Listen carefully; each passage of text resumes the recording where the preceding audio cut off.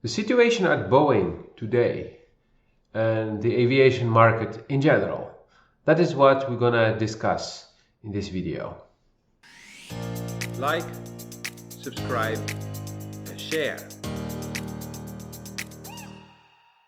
Hi, welcome to a new video. Today I'm gonna address what's going on with Boeing, where Boeing stands today and in the coming years. I mean, it's always a speculation, but from what we can see today, and also how the market in general is looking. So let's dive into this. Last month, David Calhoun did talk to the shareholders, and he had a beautiful story about how Boeing will be mainly focusing now on earning money first, making profit again, and only after that starting to look at new investments. And he put a target on financial year 2024, 2025, which is interesting. Why, you may ask? First of all, the company is in debt and hasn't earned money for a while. And so, as CEO, shareholders look at you. And shareholders care about one thing and one thing only, is not the company earning money, but the shares rising. Unless there is enough money earned for them to get a nice dividend, which is basically the profits being divided amongst the shareholders. But if that's not the case, then they'll settle for a rising of the price of the shares. And that is why you see many movements in companies, often cutting costs. And cutting costs means, in general, higher chance of profit, which makes the share go up. And that is why you see this happening very often. That is what Boeing has done in the past few years, to fire a lot of people and then to rehire them somewhere else where the salaries would be lower, where there would be less or no union that would help the workers to actually defend themselves. And you see many of these things happening. And the big benefit for the management is that if you do these things, then if the shares go up or the losses go down, or if you're lucky the profits go up, you will get gigantic bonuses. Basically, that's what the management is doing. And the management of Boeing has been getting bonuses many times. Even after totally fucking up with the MAX, we all know that the CEO who was fired was let go with a big financial settlement. He got the reward for screwing up everything. And the funny thing is, he was the scapegoat, together with the chief test pilot. And now, the rest of the management, which was as responsible as he was, is going to get bonuses. But that aside. So, why would he say that Boeing would not invest more and first clean up their mess? He didn't say it in these exact words, but that's basically it. So let's look at the situation at Boeing now. So the situation is that the 777X is again delayed. This time it doesn't seem to be the fault of Boeing. It's GE which has trouble with his new engine, the GE9X, which is common. We have seen many problems with manufacturers of engines in the past 5 to 10 years, especially in the last 5 years. And you may ask, why is this? Well, because they are also under tremendous pressure to produce very fast more efficient engines. So they're also pushing all the limits when it comes to producing something new, to testing, to guaranteeing reliability. And that's why we see now again problems with the engines of the A320neo family. Of course, we also have the developments of the 737 MAX 7 and MAX 10, where Boeing is quite confident that they will be able to blackmail enough and coerce and manipulate enough Congress to sign off on, again, some exemptions, which from my personal opinion means that nobody has learned anything from what happened in the past, because Boeing is the only one producing new aircraft which do not comply with safety standards that have been around for a long time already. Boeing is still producing aircraft with safety standards of the 1950s and the 1960s. And that is, again, because of money first. Money second, money third. Safety, maybe later. That's my opinion. And if you do not believe me, if you think I'm a Boeing hater, I'm just asking you, follow the money. Because the whole MAX crisis started because of money, because of collusion, because of conspiracy, to lie, to manipulate, to hide facts, to commit trickery, to commit fraud. All that to make more money. That is the only reason that we have all these problems with Boeing, but also at Airbus. Because it's always about cutting costs as much as possible. And that's why we have all these problems with these engines, like I just said. That's why now again we have problems with the A220. And I may make a separate video on this. And that problem will not be properly resolved because of money again. But let's move on. Then we have the 787, which has issues with the wings. And Boeing came with a duct tape solution now, but not with a permanent solution for the manufacturing. They're trying to use some other paints and stuff like that to make it more protective. But the basis is that from the start there is a problem with the production, just like the A350 has this problem with the fuselage.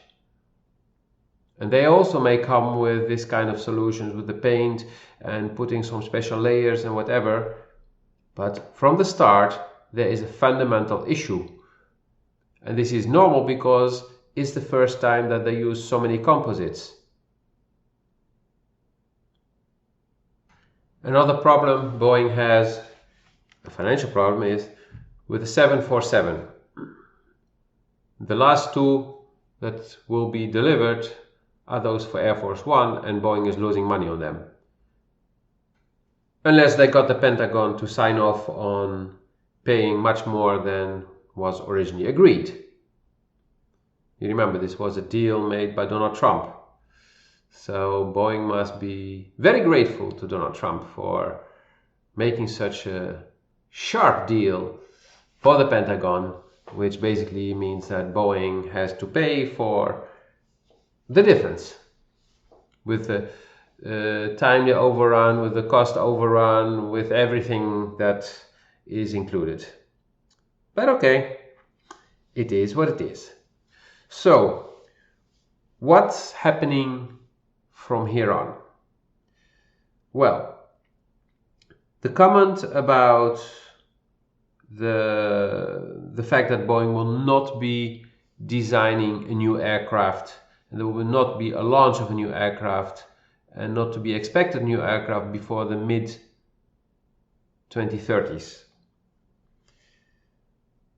The reaction from Airbus on this is very interesting and a very telling one, and it's actually the only real reason, being that with close to 10,000 aircraft being in the backlog for both Airbus and Boeing, for the 737 MAX and the A320neo family, none of these two companies will launch a replacement aircraft anytime soon, because they need to first make sure that the airlines will take delivery of all these aircraft. Otherwise, airlines would move away from these aircraft and move towards the newer aircraft. And they need to make money. You remember? Again, the word money. Actually, we need to count how many times I will say money in this video.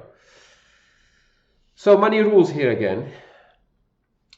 And although if Boeing would launch a new aircraft, Airbus could react very quickly. If Boeing would launch the NMA, Airbus would launch the new wing, and the new wing technology would mean that the A321 could be extended. We would have the A322, and both the A321 XLR and the A322 in probably 2 or 3 versions also would have a new, much more efficient wing. Airbus could do this within 2 years, maximum 3. So Boeing knows that they will not be able to really take a big part of the market by doing this. Airbus would undercut them because they could do it faster and much cheaper, because there is not enough new technology available to make an aircraft that is so much more efficient. There are no new engines, and that is the main obstacle. Of course, they would build an all composite aircraft, but first they also want to solve the current problems of the paint. Both companies want to do this, so both of them are not very keen on developing a new aircraft if they haven't learned enough yet from the current generation composite aircraft that they're having now. Aside from this, what to expect? The 787 has 480 aircraft on order, and there will probably be coming more, and there will be some conversions to the new ER version. So there is a launch, and that is making the aircraft more efficient, retaining the same engines. So basically like what they did with the 777 and with the 767 back in the days. The 777 normal version has only 6 in the backlog for the 777-300ER and 86 freighters. 86 freighters is a nice number, but the 777 production line is coming to a halt. The 747 already covered.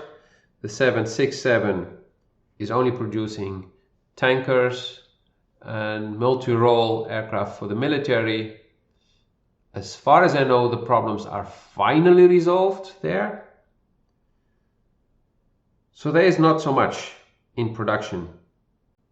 They're talking about the new open rotor engines, and they believe that that is the future. I'm not sure about it because I already see a few issues. The first issue is noise. If that's not resolved, then it will not happen. Second issue is safety. Open rotor is not safe. it's much more dangerous than the current engine. And you may say, yeah, but you have turboprops. Yeah.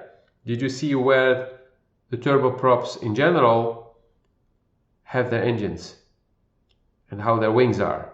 This means new designs of the aircraft. And if you want to have a very efficient open rotor, you need to have large blades, long blades, large fans. So that means the engines need to be really high up, and then you need to make sure that they will not hit anything on the ground. So that's a challenge. And engines high up also means more difficulty for the maintenance crew. And turboprop engine is not as complicated as a jet engine. That's why most jet engines are installed under the wings, relatively close to the ground, keeping a minimum clearance, but then close to the ground, because that makes the maintenance easier. And if you will have these big jet engines high up, then you will need a lot of new infrastructure. When I say infrastructure, I mean a lot of new cranes and all these things to take off the engines from the aircraft from that height. And I'm talking big engines, heavy engines.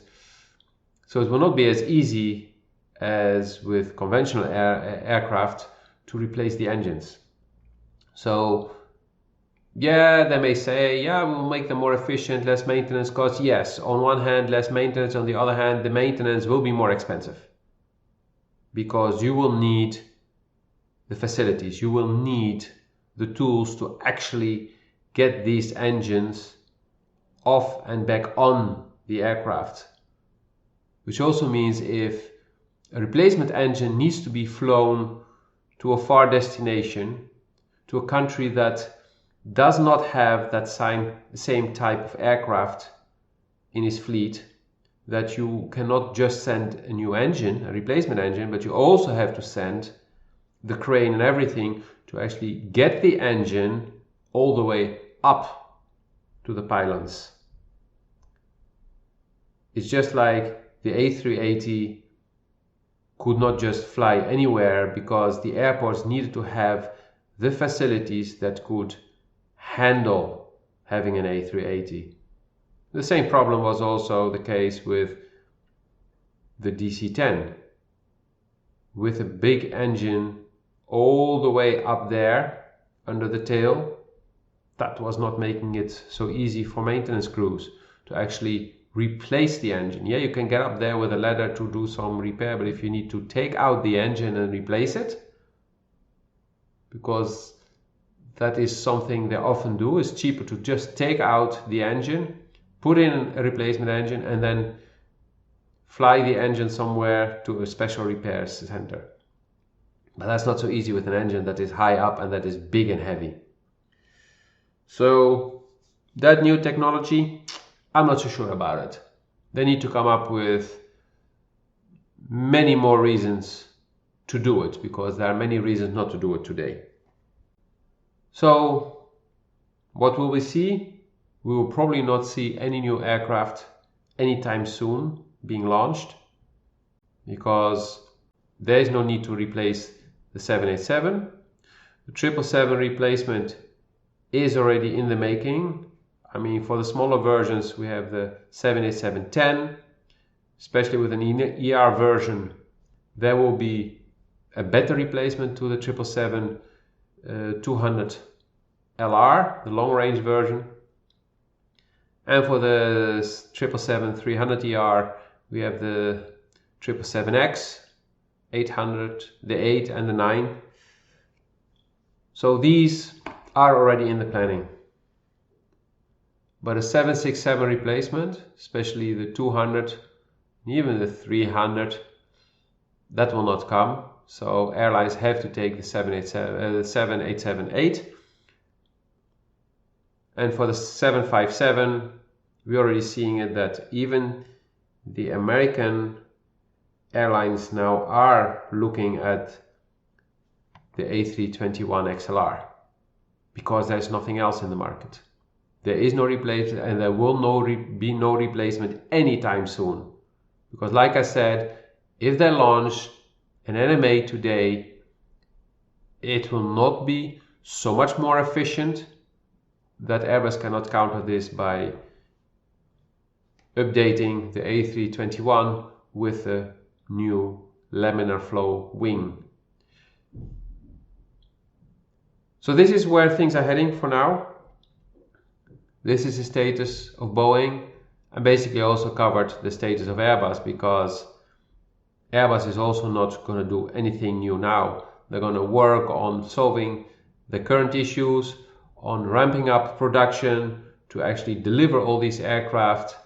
And with the global recession that is happening, we will not be seeing any big new steps, except for trying to ramp up production if demand stays high. And demand may stay high with higher oil prices, so airlines would like to have the newer aircraft with better engines which are more fuel efficient. But on the other hand, if they're not making money, they cannot pay for the aircraft, they cannot pay for the delivery. That's why in the past few years we've seen many deliveries being delayed, time slots being reallocated, deliveries being deferred. That's the term you was looking for. So I expect that we will only see the ER versions of the 787 as something really new to be announced. I mean, it has been announced, so yeah, that will be the new thing we will see. And then in a few years from now, finally seeing the XXX, the 777X, and maybe Airbus will launch the A350neo, but I don't expect them to announce it before 2026, 2027 actually. I have a feeling it will be 2027 that they will announce the new version of the A350.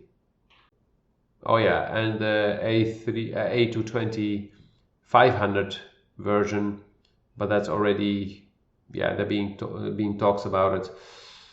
So not so much on that side. On the background, they will be working on new technologies like hydrogen fuel cells and things like that, the electric aircraft. And Embraer is also moving to that. So, yeah, as far as I know, Embraer now is working on it. I just read it today on Flight Global. Airbus has been already working on this and testing for a while now. Boeing has been quite silent about this, but they may be doing some research, but it's not on the forefront. It's somewhere on the background, because most work has been focused on, yeah, the 737 MAX issues, the 787 issues, and also the 777X issues. So most of the engineering force is focused on these three programs, so there's not so much time to focus on the other ones. And they're counting on the virtual reality to be able to design and develop an aircraft much faster than before, so they can wait a little bit longer before they launch, and then the time between launching a new aircraft and having it flying will be reduced by 2 years maybe. So they are buying time by investing in virtual reality. So we will see if Boeing will be the only one doing this, or if Airbus is also working on this. I mean, I cannot imagine that Airbus hasn't looked at this already, that Embraer hasn't looked at this already, but time will tell. For now, I wish you a beautiful days, happy holidays if I do not produce another video before year end, but there's a chance I will be producing something around the holidays. See you in the next video. Like, subscribe, and share.